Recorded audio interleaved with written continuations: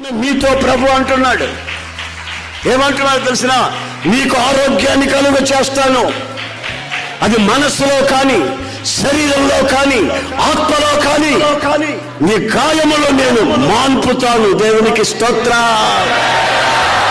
గాయములు పుండ్లై, రణాలై నీ వ్యక్తిగత జీవితాన్ని శాపంగా మారుస్తూ ఉంటే, రాత్రి మగల ఆలోచనలు నీ ఉంటే, నేను మాన్పుతాను. నేను రోషము గల దేవుణ్ణి. ఆమేన్. హల్లెలూయా.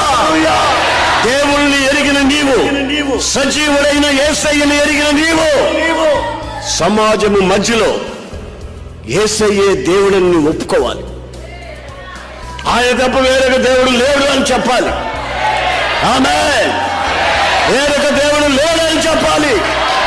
వేరొక దేవుడు లేడు అని చెప్పాలి.